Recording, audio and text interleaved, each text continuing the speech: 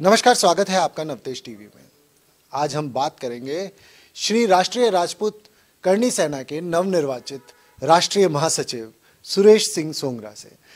इनके बारे में इनसे ही जानेंगे पहले तो, फिर आपको भी हम कुछ बताएंगे। पहले मिलते हैं सुरेश सिंह सोंगरा से। सर, आपका बहुत बहुत स्वागत है नवतेज टीवी में और आपको बहुत बधाई राष्ट्रीय महासचिव चुने जाने पर। धन्यवाद, thank you so much against. तो मैं अभी आप सबसे पहले तो मैं हमारे राष्ट्रीय जो अध्यक्ष हैं उनको मैं कोटि कोटि नमन करता हूं, सुखदेव जी को, और राष्ट्रीय अजय जी और भी बहुत सारी जो टीम है, गौपुत्र, हम सभी को, जितने भी राष्ट्र के हमारे नेता हैं उनको मेरा कोटि कोटि नमन करता हूं। तत्पश्चात मैं जो भी हमारे प्रदेश के सारे अध्यक्ष उनको भी नमन करता हूँ मैं, और जितने भी हमारे कार्यकर्ता है राजपूत करणी सेना के, मैं उन जो ग्राउंड से जुड़े हूँ उनको भी मैं नमन करता हूँ और धन्यवाद देता हूँ कि मुझे सेवा का मौका ज़रूर मुझे मिला है। और मैं यही चीज़ माँ करणी से आशीर्वाद लेके आया हूँ। मैं अहमदाबाद में जो मुझे जवाबदारी दी है, ये पद नहीं है, ये जवाबदारी है, जवाबदारी समझता हूँ मैं। और ये जवाबदारी जो मुझे मिली है, तो मुझे माँ करणी से मैं आशीर्वाद लेने गया, करणी माता जी के वहाँ गया था कि मुझे आशीर्वाद दें, मुझे इस जवाबदारी को मैं आगे बढ़ाकर पूरे देश में करणी सेना का जो गठन है वो करें हम मिलके। और दूसरी बात है कि राजपूत समाज के ऊपर मैं आपको क्या कहूँ कि सिर्फ ये राजपूत समाज के लिए नहीं, इस बात को अपन ध्यान से इस बात को समझने की कोशिश करें। राजपूतों ने तो बलिदान पहले भी दिया है और हमेशा से देते रहे। राजपूत की बात कहूँगा तो मैं राजपूत का जो सर्वश्रेष्ठ धर्म होता है वो गौ रक्षा, स्त्री रक्षा, और हमारे राजपूत राष्ट्र के प्रति राजपूत हमेशा बलिदान देते गए हैं। और यही दुख का कारण भी रहा है कि राजपूत जब पीछे हुए हैं तो आज राष्ट्र की क्या स्थिति है मुझे बताने की जरूरत नहीं है। लेकिन मैं एक चीज कहना चाहता हूं, अब दिशाएं भी कुछ और होगी और वर्क भी कुछ और होगा। देखो, मेरा तो सिर्फ उद्देश्य यह है कि हर समाज सुरक्षित रहेगी। राजपूत का यही धर्म होता है।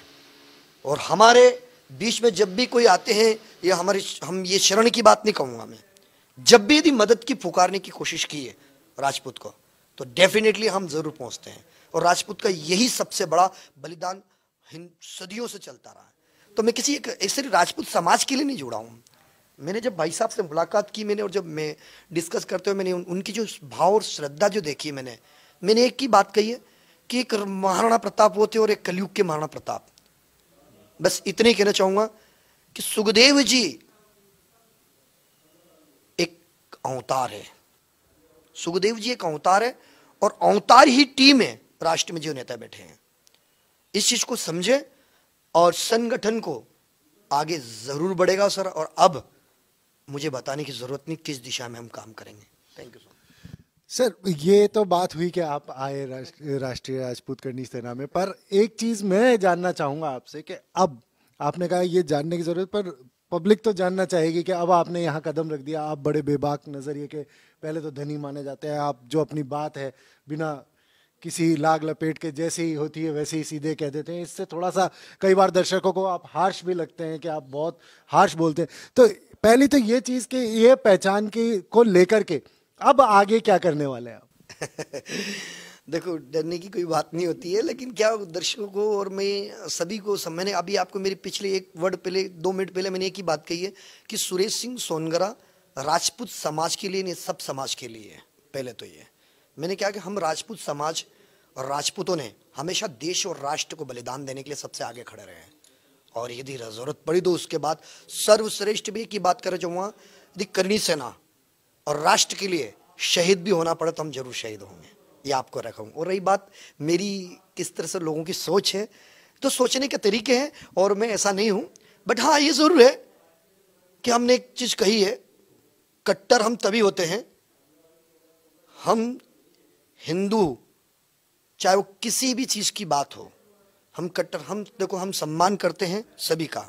मैंने एक ही चीज कही, हिंदू बनो तो ऐसे बनो, अरे हिंदू बने तो ऐसे बनो हमारे सुखदेव जी जैसे बनो, और मुसलमान बनो तो ऐसे बनो, मुसलमान बनो तो ऐसे बनो डॉक्टर अब्दुल कलाम जैसे बनो, जिनकी मज़ार पे हम भी जाके सलाम कर सकते हैं। हम हर समाज हर जगह है।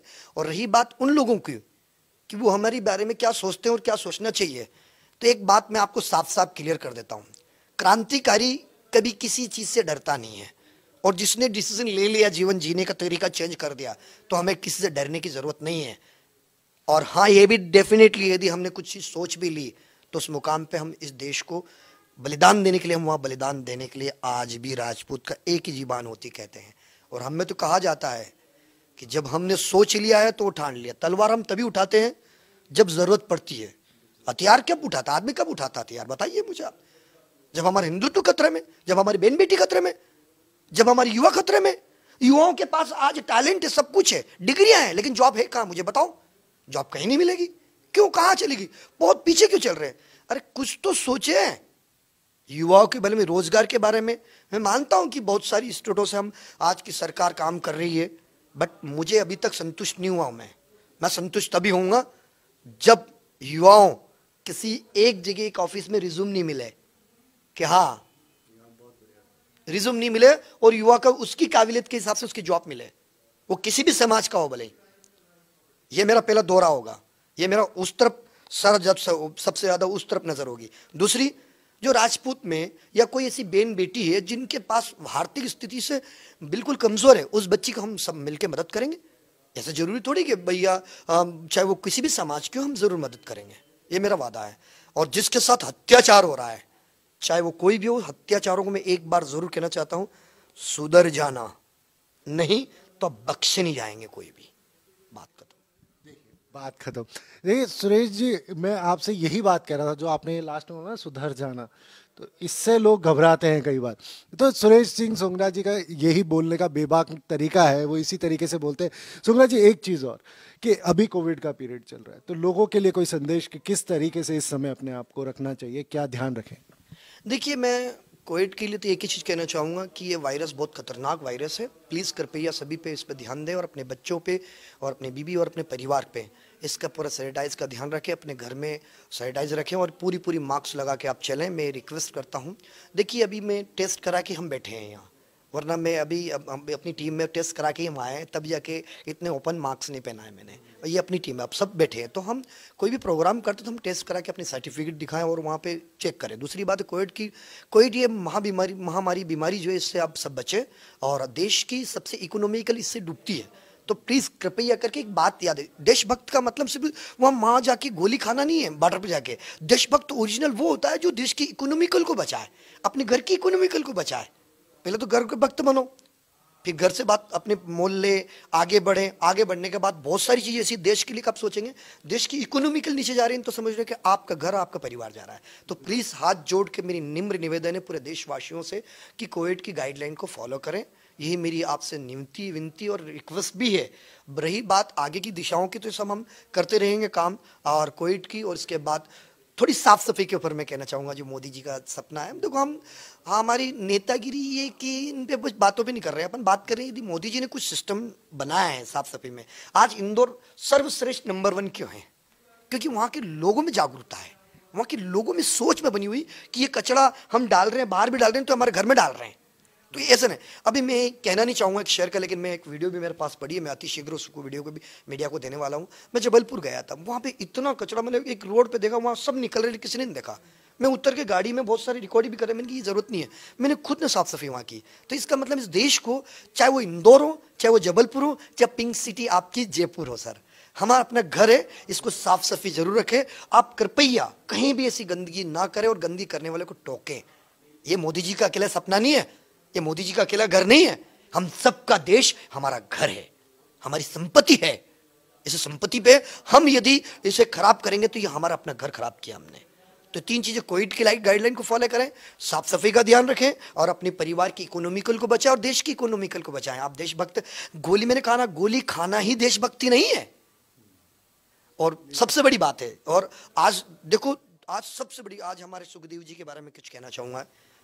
वो इंसान नहीं, मैंने कहा एक अवतार है, तब जाके इस देश में एक नई क्रांति आई। आज से पहले कहां गए थे लोग, कहां गए थे सारे संगठन? मैंने बड़े बड़े संगठनों में काम किया, बड़े बड़े संगठन को देखा है। मैं किसी एक संगठन की बात नहीं कर रहा हूं आपसे, मैं बात यह रखना चाहता हूं कि आज जो सुखदेव जी ने काम किया, हमारे राष्ट्रीय नेता, उनको मैं कोटि कोटि, मतलब मैं नाम क्या लूं, मैं तो बात ही नहीं कर सकता। मेरा कहीं ऐसा नहीं, मैं शब्द में उनके लिए मेरे आज भी मेरे रोमटे खड़े हो जाते हैं। देखो अभी आप, क्योंकि मैं उस इंसान को अवतार समझता हूं। और उन्होंने ये आंधी शुरू की है। तो ये बात आपने कही थी ना कि सुधर जाना, तो सुधर जाना किसको बोला? मैं आपको डराने की बात नहीं कर रहा हूं, मैं सुधरने की उनकी जो कह रहा हूं, जो गलतियां करना चाहते हैं बार बार, एक बार समझदारी से समझाया जाता है, बार बार नहीं समझाया जाता है। चाहे वो बलात्कारी हो, चाहे वो देश की इकोनॉमिकल को डुबाने वाला हो, चाहे वो कोई भी ऐसा असामाजिक तत्व आदमी है, उसे सुधरना होगा। नहीं तो हम अपने तरीके से सुधारना जानते हैं करनी सेना। बस इतने कहना चाहूंगा। देखिए, करणी सेना वैसे भी काफ़ी फेमस है अपनी बातों को लेकर के, और साथ ही अब सुरेश सिंह सोंगरा जी भी राष्ट्रीय महासचिव के तौर पर उनसे जुड़ गए हैं। तो अब आगे देखते से ही बनेगा कि सचिव जी क्या क्या चीज़ें लेके आते हैं नई नई।